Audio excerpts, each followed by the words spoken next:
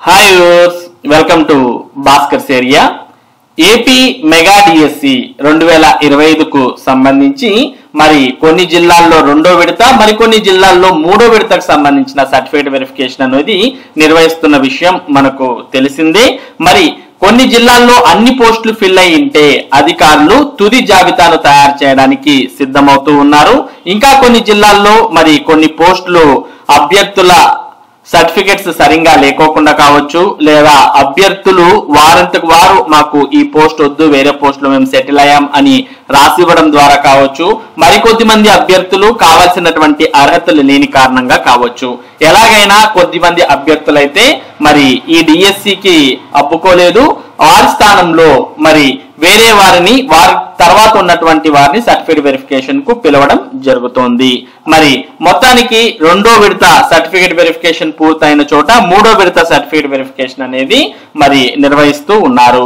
ఈ నేపథ్యంలో మరి అభ్యర్థులను ఎంపిక చేసేటప్పుడు ఎవరైతే కేంద్రీయ విద్యా సంస్థల్లో చదివినటువంటి అభ్యర్థులు మరి 10వ తరగతి, ఇంటర్మీడియట్ మరియు డిగ్రీ స్థాయిలో తెలుగు అనేది చదవకుండా ఉన్నారో అటువంటి వారిని ఈ మెగా డిఎస్సి 2025లో అనర్హులుగా మరి ప్రకటించి వారి స్థానంలో వేరే వారిని తీసుకున్న విషయం మనందరికి కూడా తెలిసిందే.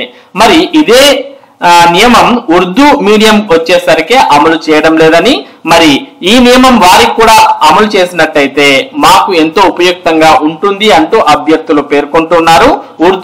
ఉర్దూ విషయంలో డిఎస్సి అభ్యర్థులకు అన్యాయం జరుగుతోంది అంటూ వారు పేర్కొంటూ ఉన్నారు. దీనికి సంబంధించిన సమాచారాన్ని మనం ఇక్కడ చూస్తూ ఉన్నాం. డిఎస్సిలో ఉర్దూ మీడియం అభ్యర్థులకు అన్యాయం. ఆంధ్రప్రదేశ్ రాష్ట్రంలో ఇటీవల విడుదలైన మెగా డిఎస్సి నోటిఫికేషన్ లో పేర్కొన్న నిబంధనల వల్ల ఉర్దూ మీడియం అభ్యర్థులకు తీవ్ర అన్యాయం జరుగుతోందని రాష్ట్ర ఉర్దూ భాష రక్షణ సమితి అధ్యక్షుడు షేక్ కరీముల్లా ఆరోపించారు. తెలుగు ఎస్జిటి పోస్టులకు నిబంధనలు పాటించినట్టే ఉర్దూ ఎస్జిటి పోస్టులకు కూడా పాటించలేదని అన్నారు. ఉర్దూ మీడియం పరీక్ష రాసే అభ్యర్థులకు 10వ తరగతిలో ఉర్దూని మొదటి భాషగా చదివారా లేదా అన్నది పట్టించుకోకపోవడం ఆశ్చర్యంగా ఉందని అన్నారు. ఇక ఇంటర్లో రెండో భాషగా ఉర్దూ చదివితే ఉపాధ్యాయ ట్రైనింగ్ కోర్సులో ఉర్దూ మాధ్యమంలో చేశారా లేదా అన్నది కూడా చూడకపోవడం గర్హనీయమని అన్నారు. తెలుగు మాధ్యమంలో టెట్ లో అర్హత సాధించి ఆ మార్కులతోనే ఉర్దూ మాధ్యమ ఉపాధ్యాయ పరీక్ష కూడా కొందరు రాస్తున్నారని అన్నారు.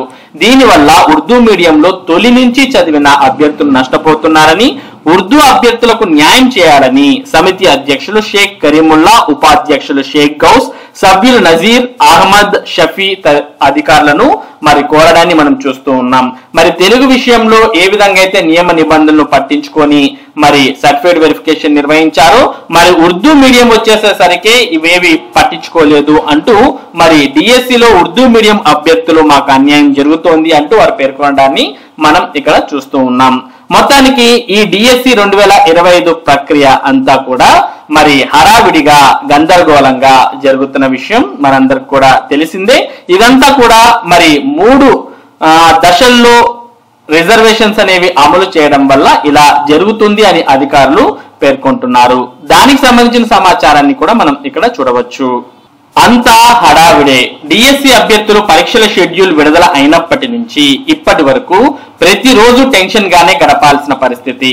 కోర్టు ఆదేశాలతో మెరిట్ జాబితాలు వచ్చినా కూడా selection merit roster cut off జాబితా విడుదల చేయకుండా డిఎస్సి వెరిఫికేషన్ చేయడంతో అభ్యర్థుల్లో అనుమానాలు రోజు రోజుకు పెరుగుతున్నాయి.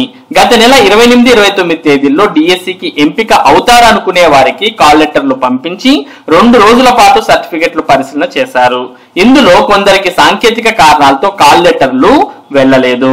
మంగళవారం తెల్లవారుజామున హడావుడిగా 70 మందికి కాల్ లెటర్లు పంపించి అదే రోజు రాయలసీమ విశ్వవిద్యాలయంలోని గ్రంథాలయ భవనంలో జరిగే రెండో విడత డిఎస్సి పత్రాల పరిశీలనకు రావాలని అన్నారు. వీరిలో 49 మంది సర్టిఫికెట్ల పరిశీలనకు హాజరై పూర్తి కాగా ఇంకా 21 మంది మిగిలారు. మరి కర్నూలు జిల్లాలో ఈ 21 మందికి మరి ఈ రోజు వెరిఫికేషన్ జరిగే అవకాశాలు ఉన్నాయి. ఇక నాన్ లోకల్ అభ్యర్థులైన వీరి సర్టిఫికెట్లను నేడు పరిశీలించనున్నట్లు విద్యాశాఖ అధికారులు తెలిపారు. కాబట్టి రెండో విడతలు ఎవరైతే మిగిలిపోయినటువంటి అభ్యర్థులు ఉన్నారో వారికి ఈ రోజు మరి ధ్రువపత్రాల పరిశీలన అనేది కర్నూలు జిల్లాలో జరుగుతున్న విషయాన్ని మనం చూస్తూ ఉన్నాం.